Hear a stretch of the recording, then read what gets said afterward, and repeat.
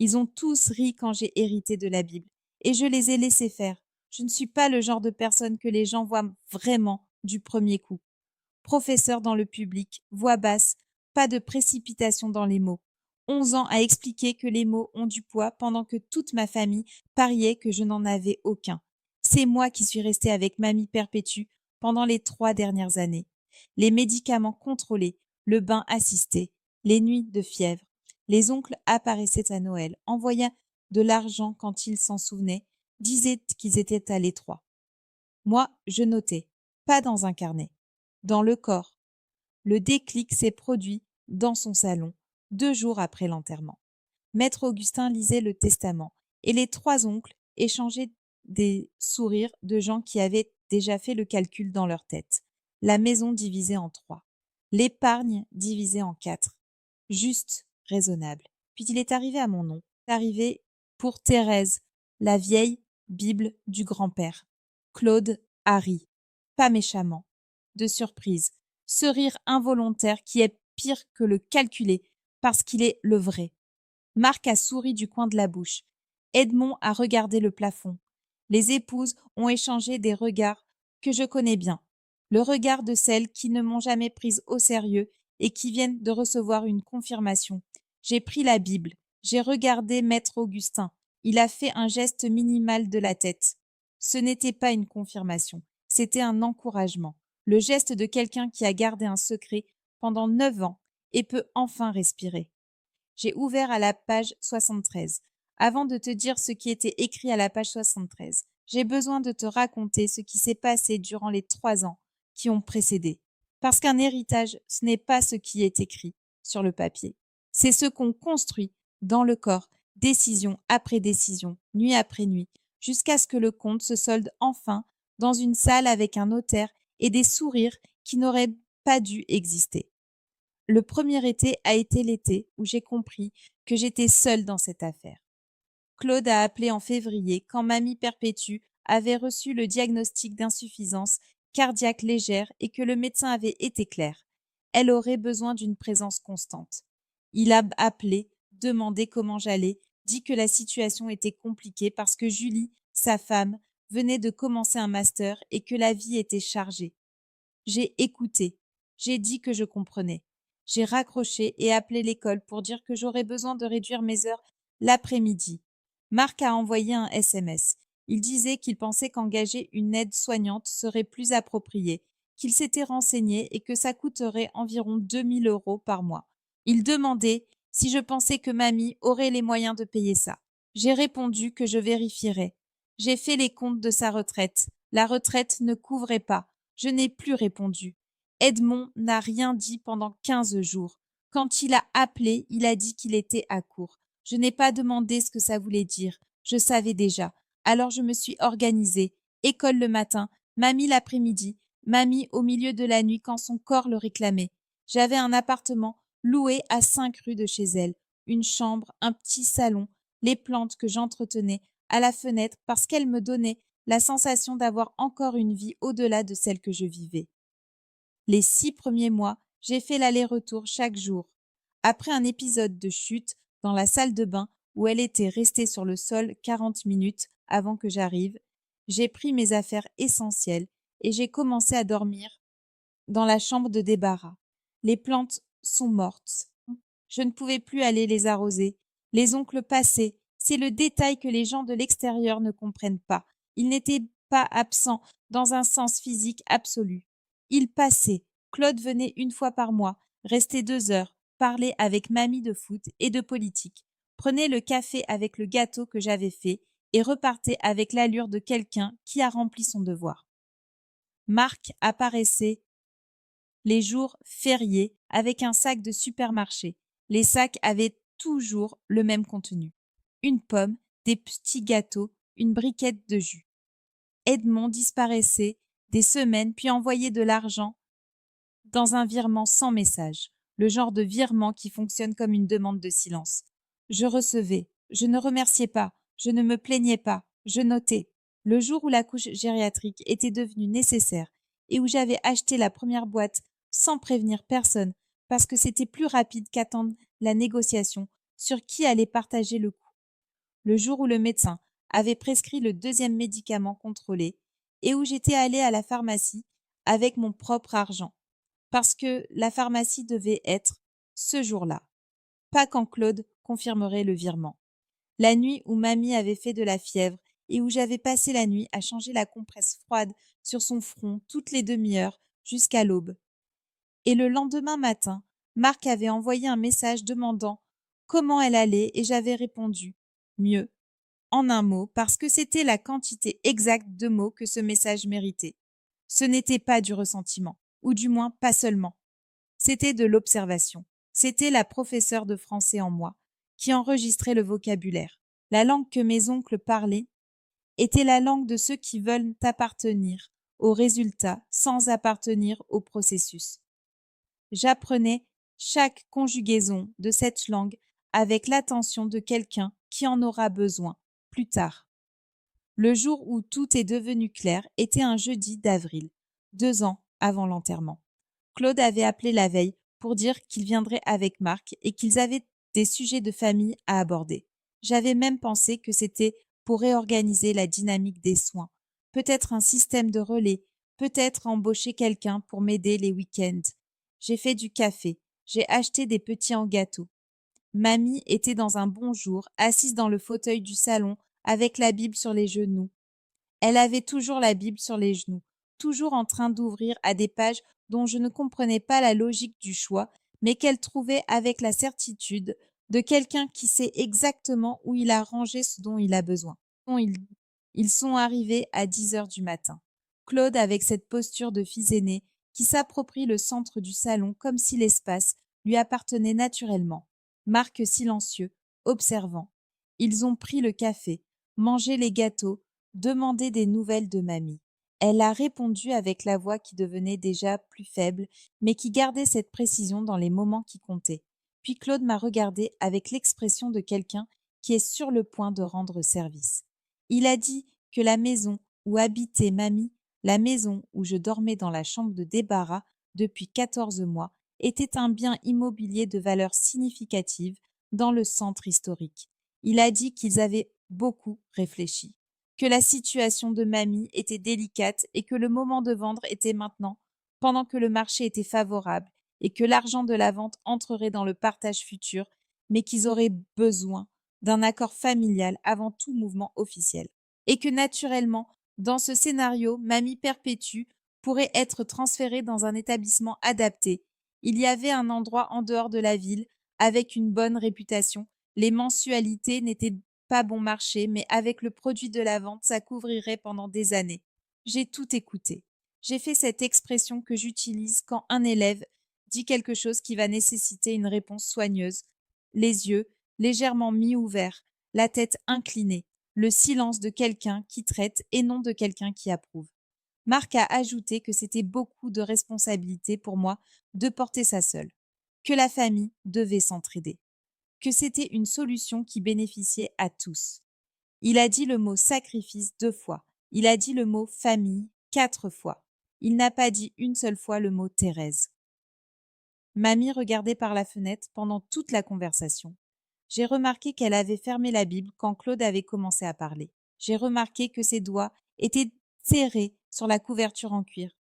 J'ai remarqué la ligne de sa bouche, cette ligne horizontale, qu'elle faisait quand elle gardait quelque chose qu'elle n'allait pas dire à voix haute, parce que ce n'était pas encore le moment. J'ai servi du café. J'ai dit que j'allais y réfléchir. Ils sont repartis à 11h30 satisfaits. Claude m'a donné une accolade à la porte, l'accolade de quelqu'un qui pense qu'il vient de régler un problème. J'ai souri. J'ai fermé la porte. Je suis allée laver les tasses. Mamie m'a appelée depuis le salon avec la voix qu'elle utilisait quand elle voulait que j'approche sans me presser. Je me suis assise à côté d'elle. Elle a pris ma main. Elle est restée silencieuse un instant. Puis elle a dit avec cette voix précise, « Tu ne vas pas les laisser faire ça. » Ce n'était pas une question. J'ai dit que non. Elle a acquiescé. Elle a rouvert la Bible. Elle a repris là où elle en était comme si le sujet était clos. Le message est arrivé à 11h du soir. C'était Claude, un fichier PDF intitulé « Accord familial, bien immobilier perpétue Cavalcante ». 3 pages. Texte propre, langage technique, le genre de document rédigé par quelqu'un qui facture à l'heure. En bas, 3 champs de signature. L'un d'eux portait mon nom. J'ai ouvert, j'ai lu une fois, j'ai relu.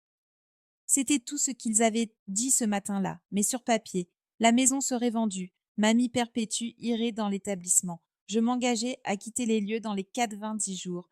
Et il y avait une clause dans le 3e paragraphe qui disait avec toute la précision de quelqu'un qui connaît la valeur des mots qu'en signant, je reconnaissais que la présente disposition servait au mieux l'intérêt de la bénéficiaire. Bénéficiaire, c'est ainsi qu'ils appelaient Mamie Perpétue. Je suis restée avec le téléphone dans la main dans le noir, pendant un temps que je ne sais pas mesurer. La maison était silencieuse. Du salon arrivait sa respiration. Elle dormait avec la porte ouverte depuis la première semaine, parce qu'elle se réveillait parfois effrayée, et j'avais besoin d'entendre. Alors la voix de Claude a commencé à se répéter dans ma tête. C'est beaucoup de responsabilité pour toi de porter ça seule. J'avais laissé passer cette phrase, mais cette nuit-là, elle a sonné différemment. Elle a sonné comme ce qu'elle était. Ce n'était pas de l'inquiétude. C'était l'explication qu'il avait préparée à offrir à quiconque demanderait pourquoi Thérèse avait accepté. C'était le cadre qui rendait le vol généreux. Et alors la scène était venue. Elle n'était pas dramatique. C'était un jeudi d'octobre, 2 ans auparavant. La couche gériatrique était épuisée. J'avais appelé Claude pour lui dire que je sortirais 30 minutes et lui demander de répondre au téléphone au cas où mamie aurait besoin de quelque chose. Il n'avait pas répondu. J'avais envoyé un message. Il avait répondu 21 minutes plus tard avec un « Je viens de voir, tout va bien là-bas ». J'étais déjà en train de rentrer de la pharmacie avec la boîte à la main. Petit détail, mais c'est dans les petits détails qu'on comprend l'ampleur d'une absence. Je me suis levée. J'ai pris le carnet où j'avais les chiffres que je ne racontais à personne.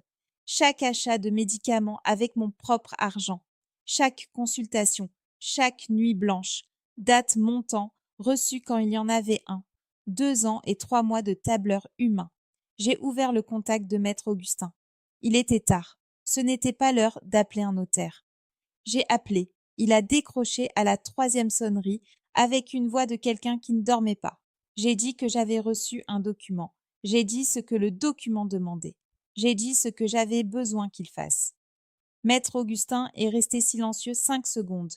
Puis il a dit « J'attendais que vous appeliez ». Le lendemain matin, à 9h20, j'ai signé. Pas leur document.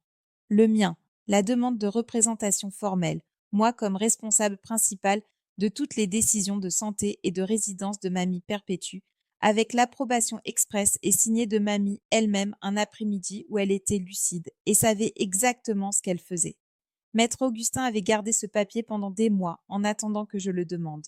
J'ai signé, j'ai envoyé, j'ai archivé, je suis retournée à la cuisine, j'ai fait du café, j'ai donné les médicaments, j'ai servi la bouillie. Mamie m'a regardée pendant qu'elle prenait son café et a dit avec cette voix précise « Tu as appelé ». J'ai dit que oui. Elle a acquiescé. Elle a pris la Bible sur ses genoux. Dehors, la pluie fine du matin. Le téléphone a sonné 3 fois depuis le salon. C'était Claude. J'entendais les sonneries depuis la cuisine. Je n'ai pas bougé. Le document était parti de ma messagerie depuis 40 minutes. Il n'y avait plus rien à discuter. Je me suis réveillée avec un type de clarté dont je ne savais pas qu'il existait. Pas cette clarté du dimanche matin, calme et sans urgence. C'était la clarté de quelqu'un qui a franchi une ligne sans retour et découvert que le sol de l'autre côté est ferme, ferme et froid. Pas de culpabilité. Je l'ai cherchée. Elle n'était pas là. Ce qu'il y avait, c'était du soulagement. Et le soulagement avait un poids spécifique. Il pesait, comme la boîte de couches que je portais chaque semaine depuis la pharmacie. Ce poids familier que mes bras connaissaient et qui soudainement n'était plus là. Je savais que j'avais envoyé le document. Je savais que maître Augustin avait entre les mains ce qu'il fallait. Je savais que la décision était prise et qu'aucun sourire de salon n'allait changer ça. Je me suis levée. J'ai donné les médicaments de mamie. J'ai fait de la bouillie. J'ai ouvert la fenêtre. Claude a appelé à 9h20 du matin. J'ai décroché. Il a demandé si j'avais reçu le document. J'ai dit que oui. Il a demandé si j'avais réfléchi. J'ai dit que oui. Il a demandé s'il y avait des questions. J'ai dit que non. Il y a eu une pause et j'ai su exactement ce que cette pause signifiait. C'était la pause de quelqu'un qui attendait de la résistance et avait reçu du silence et ne savait pas trop quoi en faire. Alors il a dit qu'il passerait prendre le café plus tôt, qu'on avait des choses à régler. J'ai dit que bien sûr, que j'avais des petits gâteaux. J'ai raccroché, j'ai mis les gâteaux au four. Ils sont arrivés à 10h30. Claude, Marc et les deux épouses. C'était trop de mouvement pour un jeudi matin. C'était le mouvement de quelqu'un qui célèbre à l'avance sans savoir que c'est prématuré. J'ai servi le café, j'ai servi les gâteaux, je me suis assise à la table. Claude a parlé de rénovation, de comment le bien avait besoin d'un coup de peinture sur les menuiseries avant de passer sur le marché. Marc a mentionné un agent de confiance. La femme de Claude a dit que le quartier prenait de la valeur et que vendre maintenant était la bonne décision. J'ai tout écouté. Je n'ai regardé aucun d'eux dans les yeux.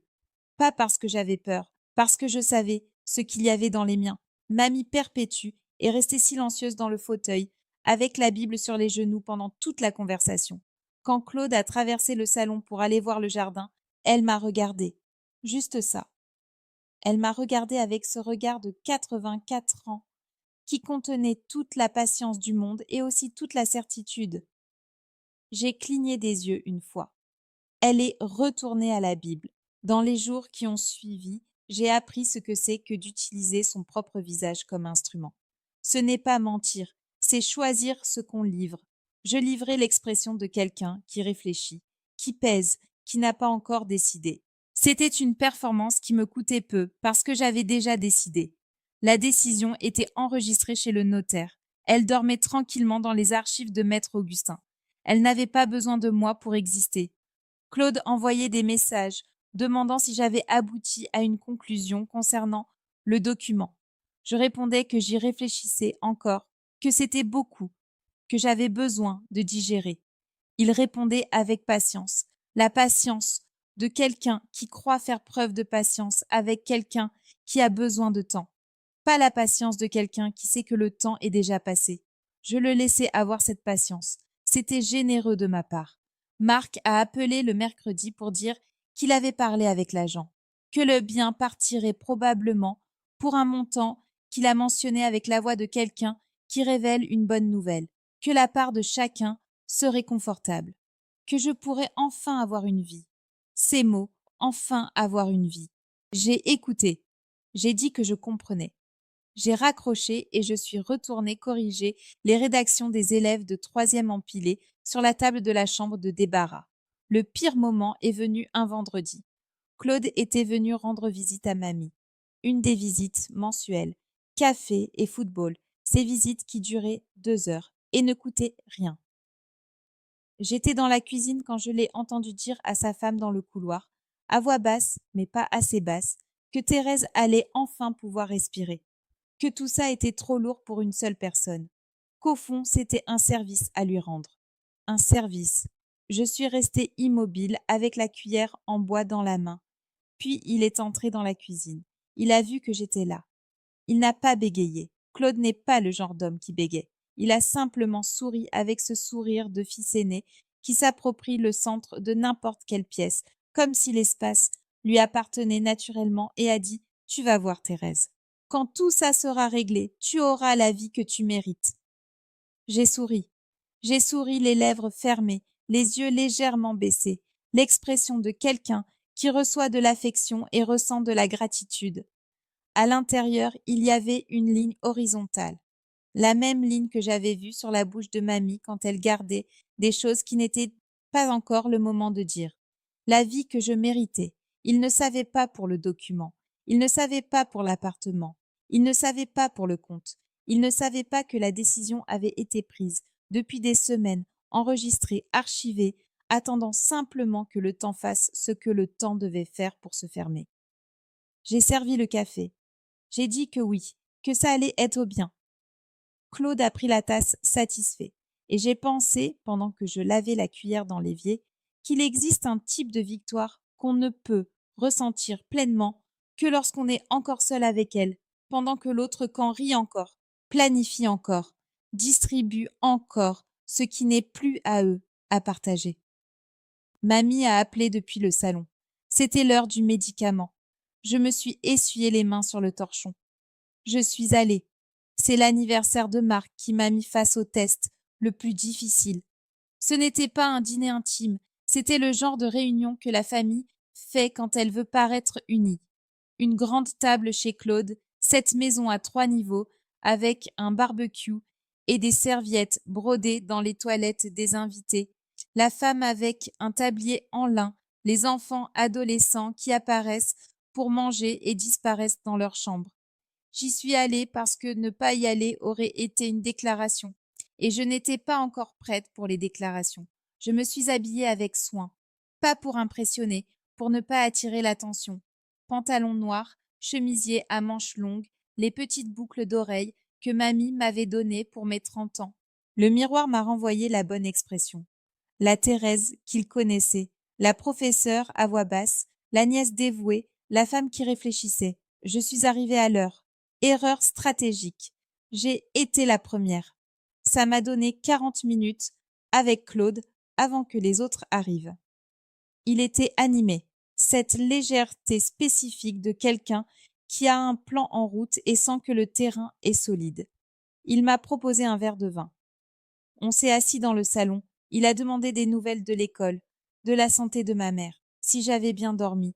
Je savais où ça allait. C'est arrivé à la 12e phrase. Il a dit qu'il avait parlé à son avocat, pas à maître Augustin, à son avocat à lui, un homme de la ville qu'il a mentionné par son prénom, avec cette familiarité de quelqu'un qui veut que vous sachiez qu'il a des relations.